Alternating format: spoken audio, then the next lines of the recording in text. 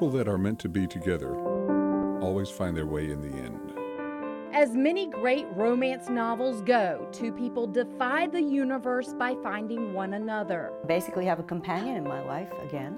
Marilyn Botta's life doesn't read like a Nicholas Sparks romance. The published author's book, Crazy in Lust, is about the demise of her second marriage.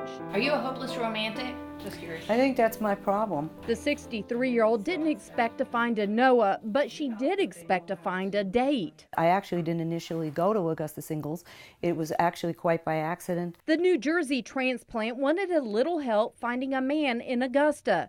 That's why the writer went online to check out a few dating sites. And all of a sudden, accidentally, I didn't even know, I get this call from this guy. He told her his name was Dixon with Augusta Singles and that she needed his matchmaking services. He was relentless. He would not stop calling me. And I didn't understand how he even got my information. Because she never visited AugustaSinglesMatchmaking.com, which doesn't even have a finished website. Although there is an Augusta Singles website, it's not connected to the guy who identified himself as Dixon. So I said, look, I'm not interested, hung up, and he just kept calling and calling and calling and calling. Eventually, she caved. The word is hounding. Hounding me would not stop. And agreed to meet with an Augusta Singles matchmaker. It seemed on the up and up. I filled out lots of forms about my background, my interests, what I would like. She said the matchmaker would not talk money up front. You see, I was already invested, and I was invested. I was a believer already. Then he told her the price. How much was it?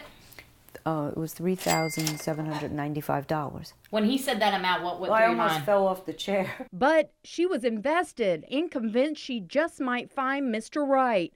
She wrote a check and signed the contract. The contract states ASI will attempt to match a client one time per month. Since January, you've been a member. Yes. How many dates have you had? One. That was January of 2015, a year ago. I'd email them, they wouldn't answer me.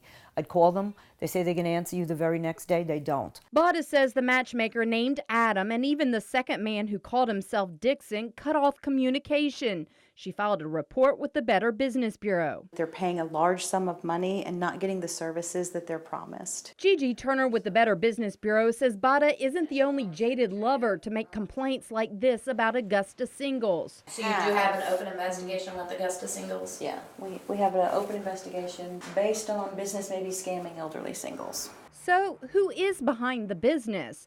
We pulled up the corporation registration with Georgia's Secretary of State's office. Two names are listed on the document, Adam Henderson and Javier Luna. Javier, or Harvey Luna, is listed as the CEO/CFO. This is a picture of him inside Augusta Singles. And Luna is no stranger to the news. State investigators say they've received dozens of complaints against a matchmaker and other dating services associated with Javier or Harvey Luna. Based upon the fact that you asked me, yes. In July of 2013, the Attorney General of Texas filed a lawsuit against Luna for targeting lonely seniors, veterans, and disabled in a matchmaking scam. The state of Texas accused Luna of physically intimidating elderly into signing expensive contract agreements with his company. He allegedly even quoted Joel Osteen to pressure people into signing. Documents also show Luna used a company which mines dating website databases and sells leads and customer information. The Texas Attorney General says he then used that information to make cold calls to his potential victims. The judge ordered Luna to pay his victims back $50,000. He also banned him from ever operating a dating service in the Lone Star State again. Liz Owens with News 12. Can I talk to you for a minute? Harvey Luna appears to operate Augusta Singles out of state. Adam Henderson. I wanted to ask you how you knew Harvey Luna.